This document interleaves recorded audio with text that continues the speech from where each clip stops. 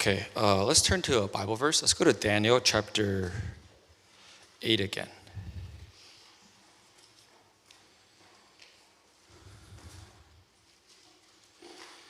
Daniel chapter 8.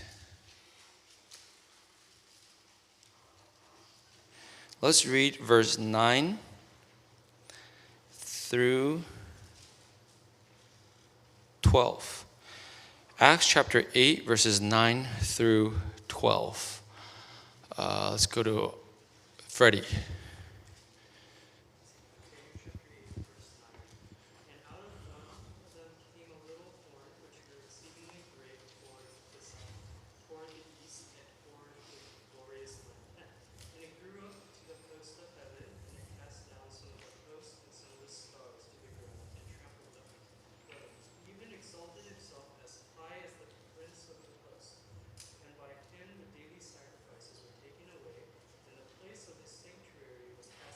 Okay, so when you read these prophecies, who does it sound like? Based on the history we kind of reviewed, who does it sound like? Justice.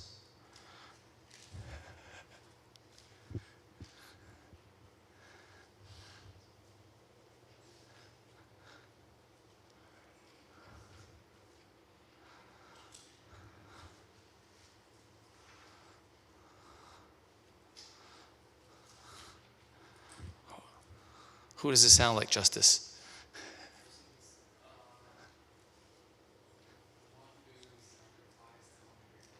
Yeah, what's his name?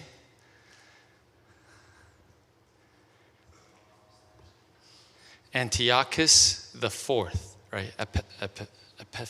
Epiphanes, okay? Epiphanes or something, yeah, okay? So this is very, very likely a prophecy about him and his persecution and how he desecrated the temple, okay? So as we were saying when we took a break for exercise, because of his sacrilege, the Jews eventually had like an armed resistance led by a priest named Mattathias, and then later he passed down those efforts to his third son, Judas Maccabeus. Okay, Judas Maccabeus. And then they were able to win a lot of these small victories against the Syrians. About 2 years later, there's actually a large army that came to the land of Palestine. And he probably could have crushed all of these guerrilla resistance efforts. But he heard news that Antiochus IV, he died in battle fighting the Parthians. The Parthians are like to the east, okay, to the east. The Parthians. So he heard news that he died there. So Lysias made a compromise with Judas Maccabeus.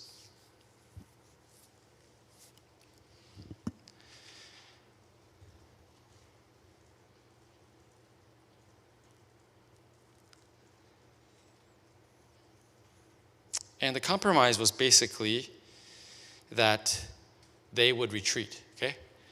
The Assyrians would retreat. And then the Jews were free to worship, okay? So in 164 BC, the December of that year, basically 3 years after the desecration, the Holy Temple was rededicated to God. Okay, it was rededicated to God, and the proper way of sacrifice and all that could be reinstituted.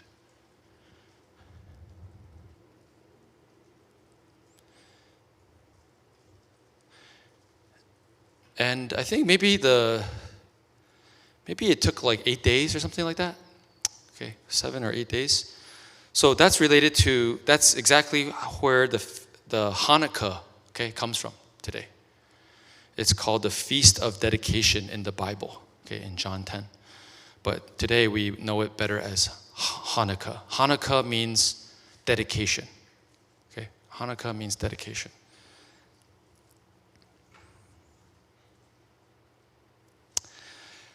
Yeah, actually, that reminds me. This is kind of a little bit off topic, but let's go to a verse.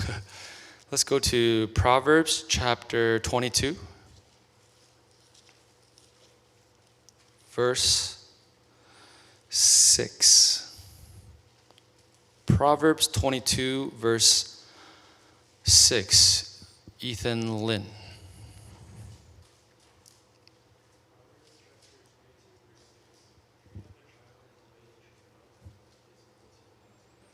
Okay. Train up a child in the way he should go. The word train, you can look it up. It's related to the word Hanukkah. I think it means, it's actually, another way to translate that word is dedicate. Okay? That's the mentality, how we train up our children. Okay? You dedicate this child in the way he should go. And when he grows old, he will not depart from it. Right? Okay, so going back to history. This Judas Maccabeus was able to eventually gain complete independence for the Jews. Okay, so after being exiled, after losing their nation to the Babylonians, around 586 BC, this is the first time that they actually gained complete independence. There were no rulers above them. But it only lasted 80 years.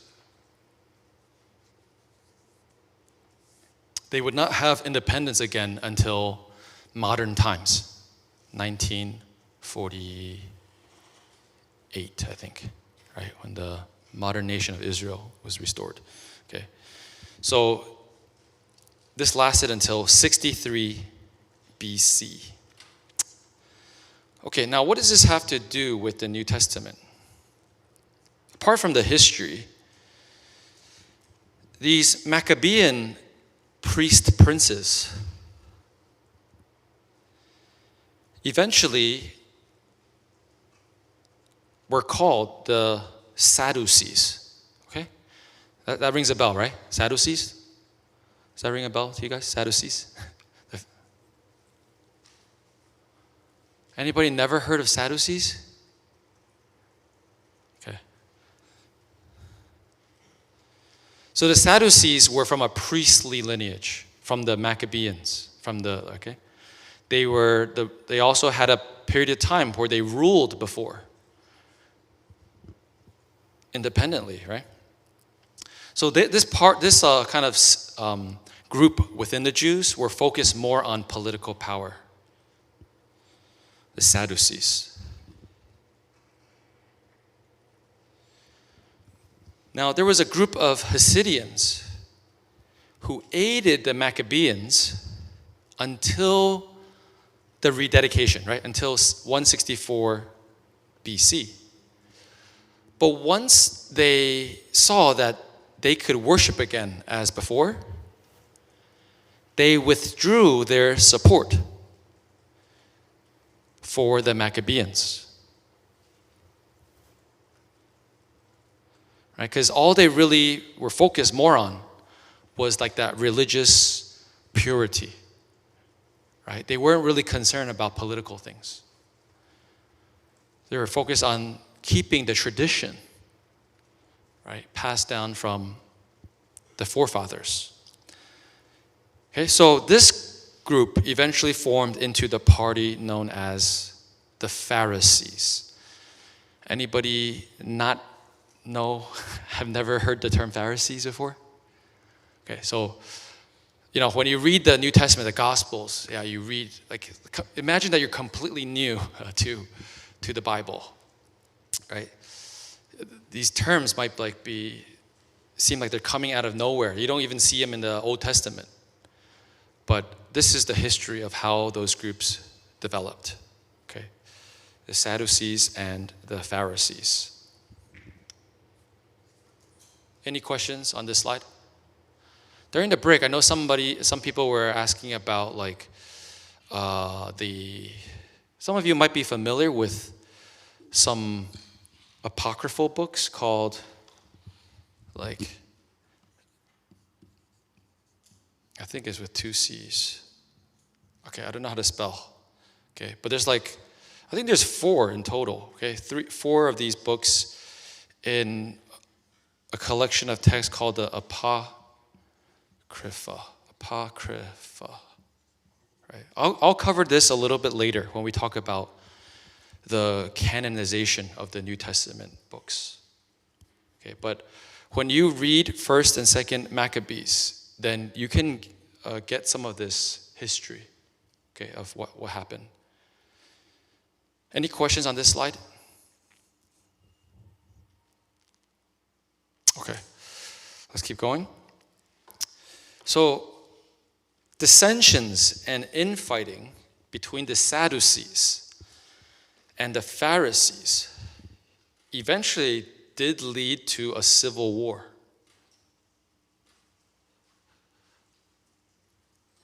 And that, of course, weakened the whole nation, even though they were independent. So there's a lot of history between the Sadducees and the Pharisees. A lot of bickering and fighting. Okay? And that led to war, and that weakened them. So, in 63 BC, there was a Roman general named Pompey. He came into Jerusalem, and he took possession of Jerusalem for the Romans. So, Judea, right, the southern part of the land, became subject to the Romans.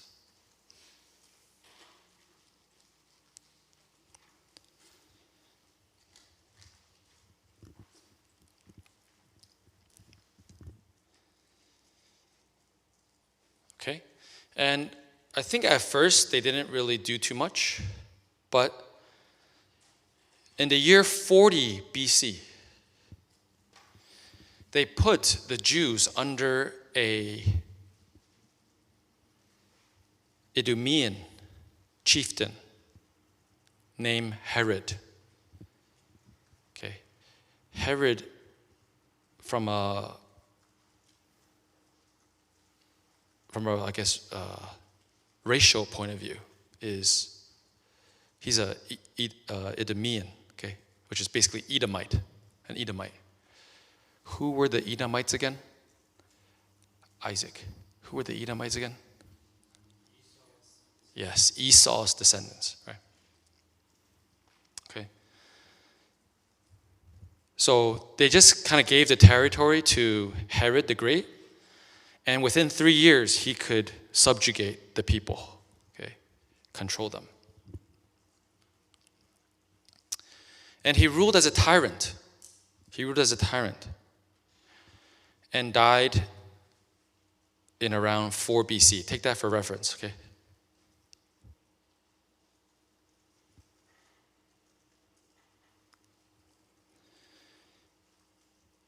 So this was the Herod the Great that was informed by the wise men from the east that there was a king of the Jews born.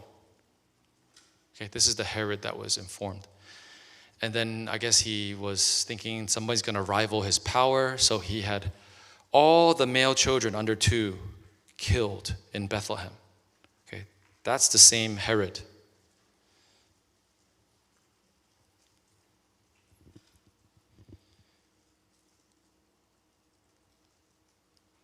Okay. But before he died, he also started a renovation project of the temple area. People call the temple area the Temple Mount, to try to kind of curry more favor from the Jews. Let's read a verse. Let's go to John 2. Let's go to Mark 13. Yeah, Mark 13.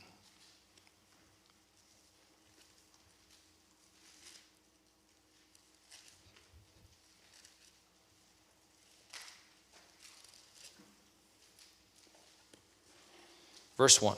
Mark 13, verse 1. Joey.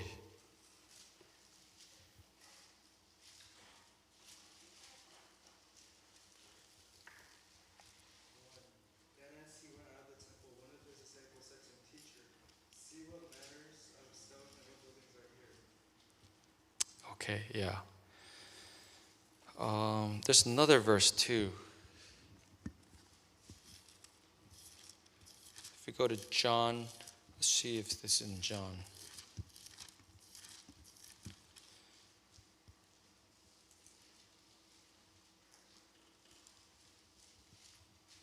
Okay, yeah, John 2:20. John 2:20. Then the Jews said, "It has taken 46 years to build this temple, and will you raise it up in 3 days?" Okay. So if you didn't know like about Herod the Great and his renovation project, then you'll be thinking like, hey, in the Old Testament, it didn't take them 46 years to rebuild the temple, right? Zerubbabel, even though there was a delay in the middle, it didn't take them 46 years, right? But this is referring to what Herod did primarily, okay? Yeah. Any questions on this? All right. So after Herod the Great died, his territory was divided among 3 of his sons. These were these were their names. The one that we should probably know a little bit better is the third one, Herod Antipas. He's the Herod mentioned in Luke chapter 3, verse 1. But the others are also mentioned in the Bible. Okay? Because Herod had a pretty large territory. Herod the Great had a pretty large territory. But the Romans divided it up. For Archelaus, who was more in the south, people eventually complained about him. And so he was replaced by 6 AD. He was replaced by 6 AD. And then there was just a series of Roman governors that ruled until 41 AD. Right? So one of them during this time is the famous Pontius Pilate, who was a Roman. Right? He wasn't one of the descendants of Herod. Okay, this Philip guy was like a tetrarch. He's like a sub-ruler, right? Tetrarch is not that prestigious, but he's a ruler. And he rebuilt a city and called it Caesarea Philippi. That's in the north. I think we all that may kind of ring a bell. Do you remember what happened in Caesarea Philippi? Does that ring a bell?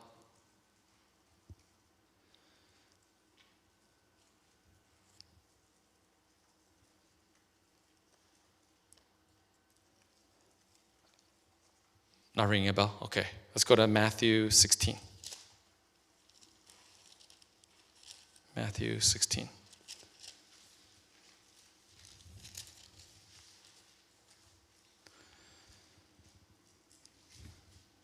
Let's read verse 13. Matthew 16, verse 13. Ethan Wong.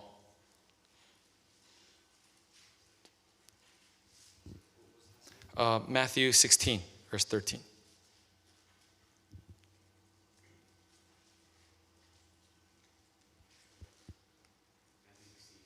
13. Yep.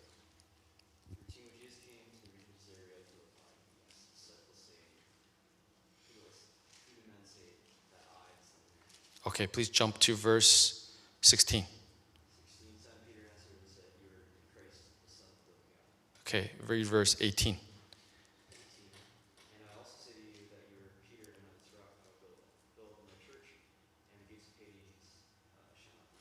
Okay, right. So the famous words where Jesus once again confirmed Peter's name as Peter and saying, "On this rock I will build my church." Okay. That happened in Caesarea Philippi in the north. Okay.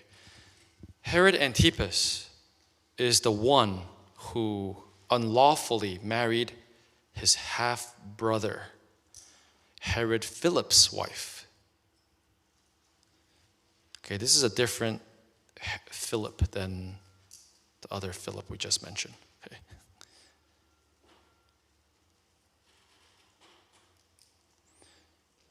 Right, he's the Herod that had John the Baptist beheaded. He's the Herod that's mentioned in most of the Gospels, in the majority content of the Gospels.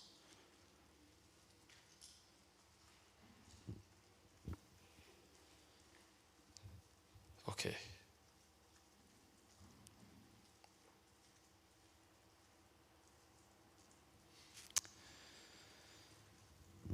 Okay, so later, after Jesus was already crucified, there's a Roman emperor named Caligula. He banished Herod Antipas, right, to Lyons in Gaul, which is modern-day France. Okay, so some details we don't really need to know, but basically his domain was given to Herod Agrippa. Okay, there's a Herod Antipas, and then followed by Herod Agrippa. Herod Agrippa is the one who killed the Apostle James, and he was the one who died because of pride, recorded in Acts chapter 12.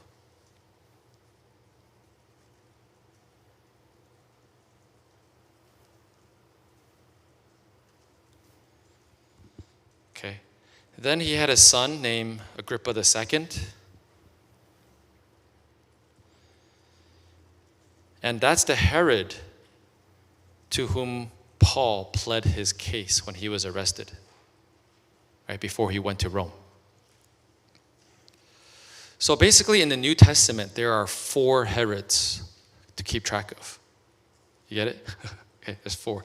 There's Herod the Great, there's Herod Antipas, there's Herod Agrippa I, and Herod Agrippa II. They're not all the same person. You guys know that? Okay? It's not all the same person.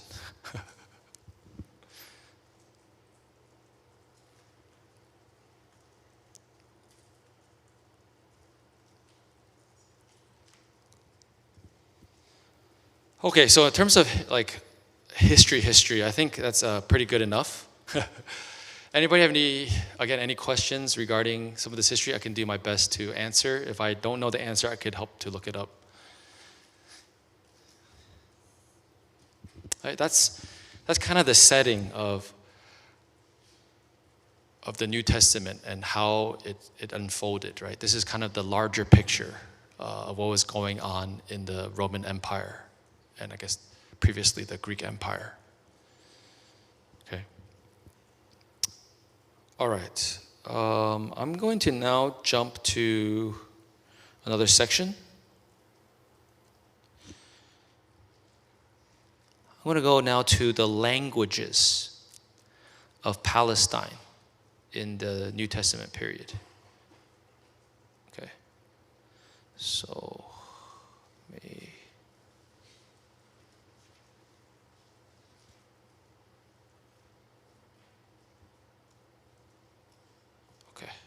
this is also history. It's more factually based, but I think again good for us to know some of this.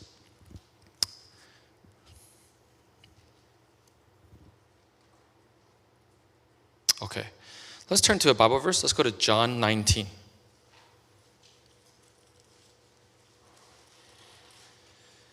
John 19, verse 19.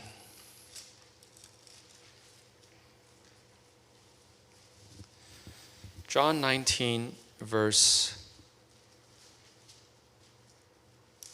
19. Isaac.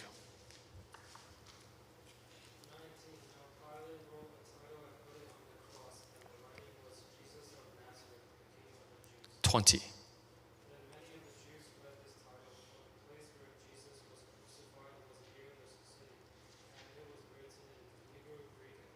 Okay, so here it mentions 3 languages. And in English, they translated it as Hebrew, Greek, and Latin. Let's talk about these languages. Right. This is the languages of the land during the time. Now, in our NKJV version, it translates verse 20 as Hebrew, okay, as Hebrew. But actually, the word Hebraisti, okay, can also be translated as Aramaic. So we're going to talk about 4 languages now. Hebrew, Aramaic, Greek, and Latin. Hebrew is the classical language of the Old Testament scriptures.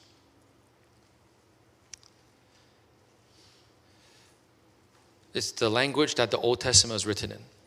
But something to keep in mind is by the time of Jesus, it was actually approaching the status of a dead language for ordinary Jews.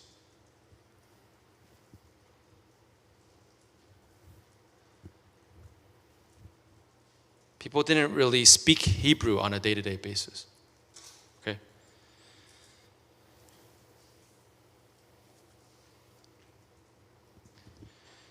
And this is what Hebrew kind of looks like, at least from a handwritten point of view. Okay?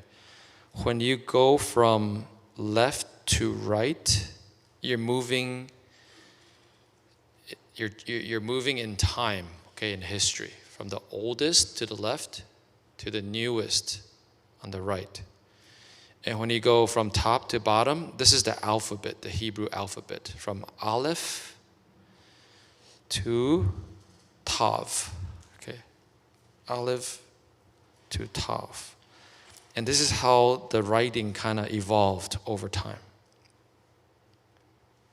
So this is a artifact that historians found. It's dated to about 700 BC. And this is kind of like what the Hebrew looked like back then. But then fast forward 1,700 years, and this is a manuscript of the Old Testament called the Aleppo Codex. And this is how people wrote Hebrew, okay, copied Hebrew. And Hebrew is read from right to left, from right to left.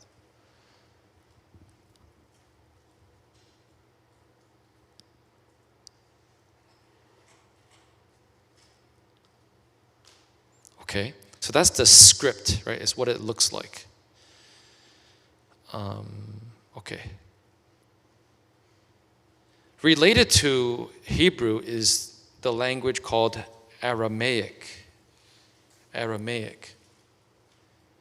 It's also what they call a Semitic language.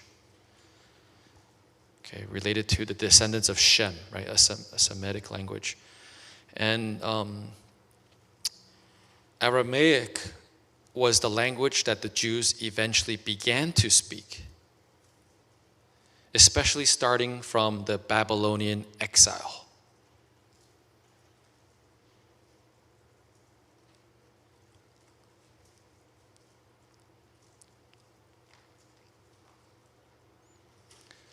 So this was the mother tongue of the great majority of Jews during Jesus' time. Okay, during Jesus' time. That's what most Jews would use at home or between parents and children, Aramaic. And Aramaic itself, according to what I've read, there's several dialects. Okay, it looks like they categorize it as Western.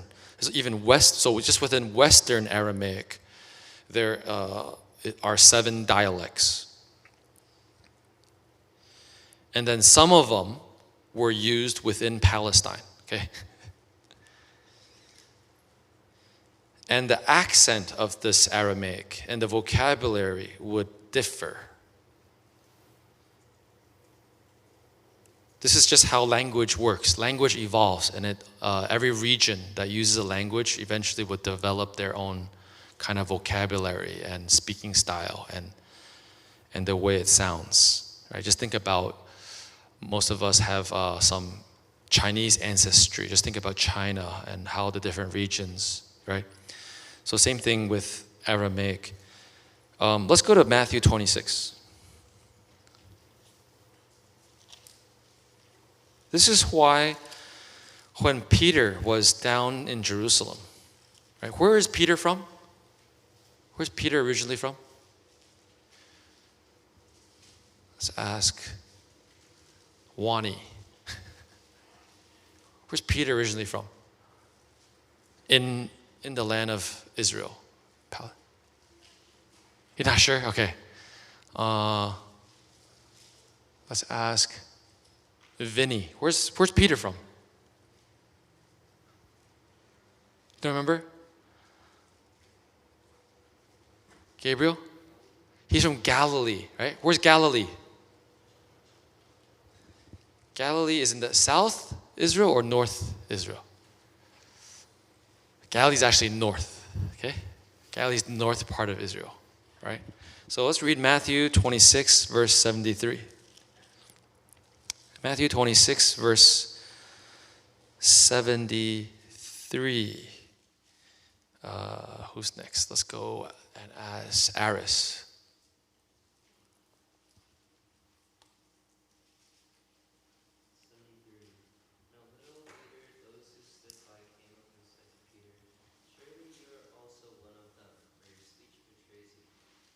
Okay. This is when Peter denied Jesus 3 times. How could people tell that Peter was a follower of Jesus? Well, they knew that this group was from Galilee. They knew Jesus also was from the Galilee region. And so their Aramaic dialect there was a little bit different than the Aramaic in the south, which is Jerusalem. Okay? Jerusalem is more like in the south. So the people over there were like, hey, you're not from here. You must be one of them. Okay. Can you guys, for those that speak, like, okay, you guys are all English speakers. Can you tell where people come from their speech and vocabulary? Kind of? I see Shauna nodding. What sticks out to you?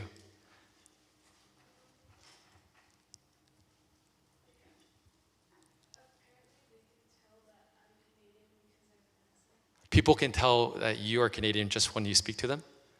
Okay. Vocabulary, yeah. How many of you guys can distinguish the Canadians from among us? Huh? Yeah. Well, it takes a little bit of time, but eventually, yes, some things betray you, including the words out, about, and pasta. I think you guys say pasta, right? And you guys say out as out, about. Sometimes you say against instead of against. Against. Yeah. Like, hey, you're not from here, right? How many of you guys speak like Chinese? Okay, many of you speak Chinese, right? How many of you guys can tell kind of where people are from China? Okay, or can you give an example?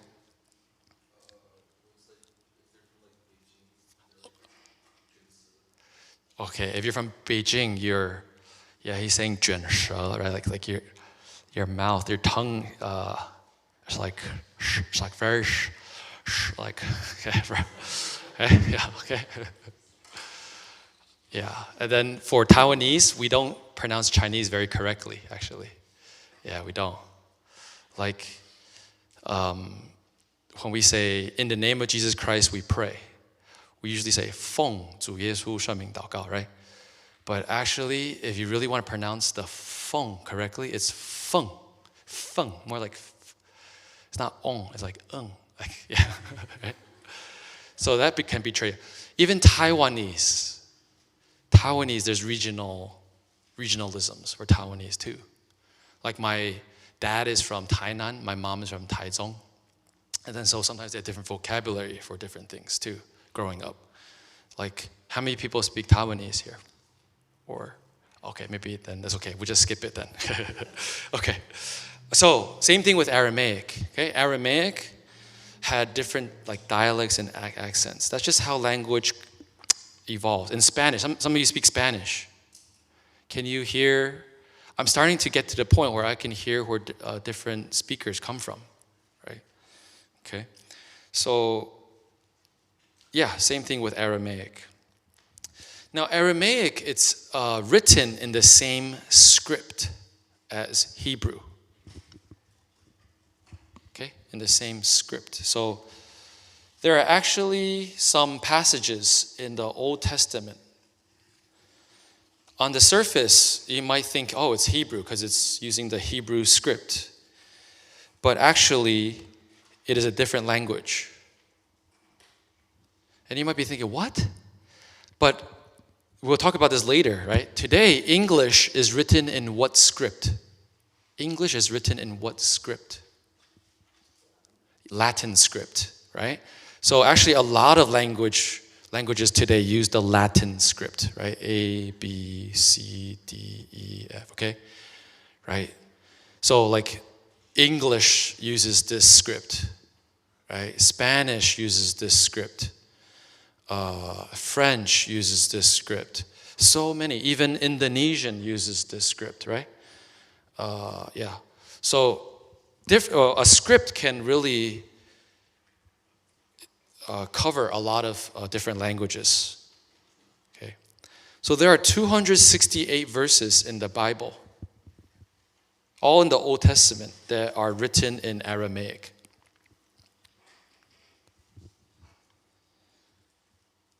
Okay, that's just for your information. But there's also some Aramaic in the New Testament, not like whole, it's more like just words here and there. Let's look at some examples. Let's go to Matthew 5:22. Matthew 5:22.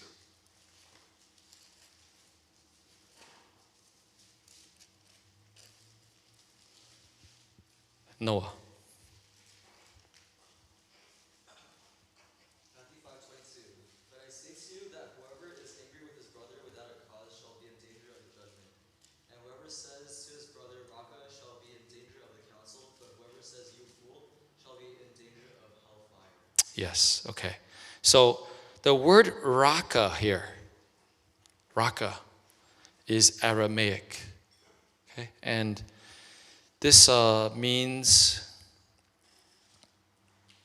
what does it mean? I think it means empty-headed or like, yeah, basically like a fool. Yeah, empty-headed. Literally in Aramaic, empty head. That's what my footnote says in NKJV. Okay. Let's go to another example, another famous one. Let's go to Matthew 27. Matthew 27, 46.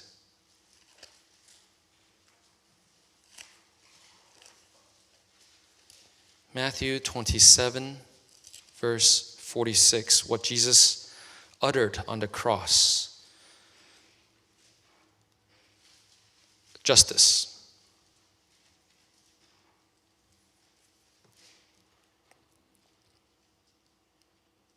Verse 46. And about the ninth hour, Jesus cried out with a loud voice, saying, Eli, Eli, Eli. I don't know how to read this. Okay, it's Aramaic. Yeah, here, just try. Okay. That is my God, why have you forsaken me? Okay, yeah, right. So when Jesus was on the cross, even if you go back to the original Greek text, they transliterated the Aramaic into Greek letters. Okay, into Greek letters. The Aramaic, they transliterated into Greek letters so that Greek readers could pronounce it. And here it's transliterated into English or like Roman script for us. And then it was translated for us too. My God, why have you forsaken me? This is Aramaic. Okay? So during the time of Jesus, The Old Testament was read not only in the original Hebrew, but after they would read it in Hebrew, because since it was kind of almost like a dead language to people, kind of like if somebody were to read the Bible in like Latin to everyone, then they would paraphrase it. They would paraphrase it into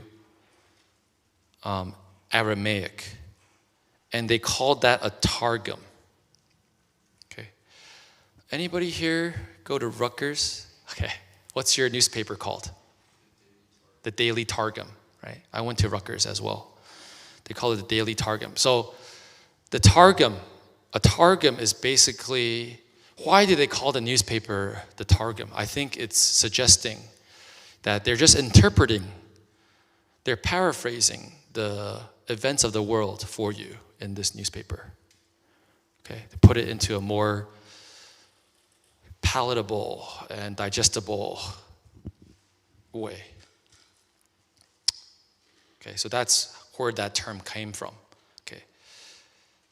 All right, let's go to the next language. The next language is Greek. And in particular, a Greek called Koine Greek. Koine means common.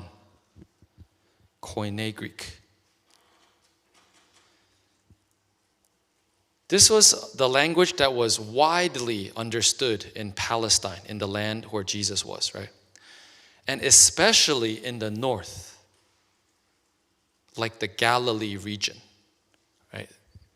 The way you can remember Galilee is in the north is because the Sea of Galilee is like where Jesus spent a lot of time, right? This is like the simple map of of Palestine, right? So Israel is like over here. Jerusalem down here. This is the Jordan River. This is, what's this guy? The Dead Sea, right? Yeah. And then this is often called the Sea of Galilee.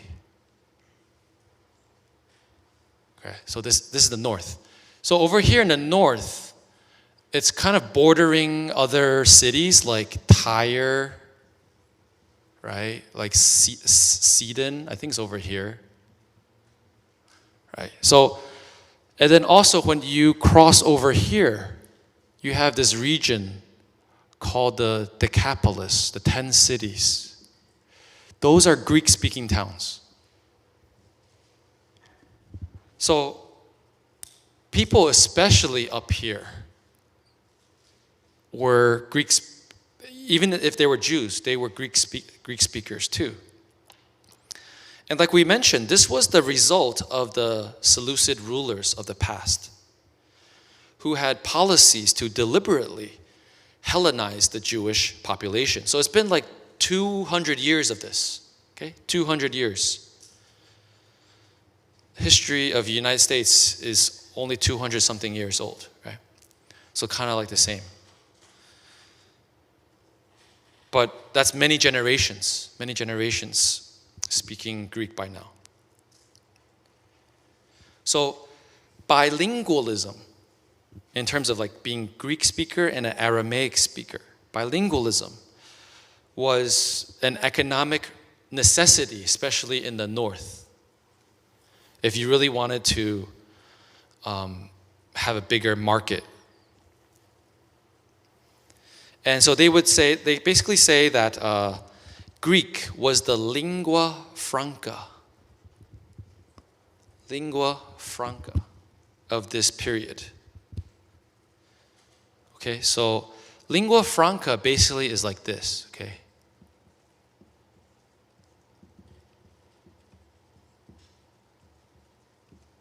So you have language number one here, right? So in this case, the Jews spoke Aramaic. But then in the other cities, they also come from their background, right? They're not Greek by blood, so they're speaking something else. And these two cannot communicate directly, right? Language one cannot communicate with language. So they use this, a lingua franca to communicate with each other and do business. So what does that sound like to you today? What's the lingua franca of the modern age? What's the lingua franca of the modern age? Probably English. Okay, English. There are a lot of people who are not native English speakers, right? They speak this natively. And then on this other part of the world, they speak this natively. But in order to do business, they'll learn English, a lingua franca. Okay? So much like English is today. Right?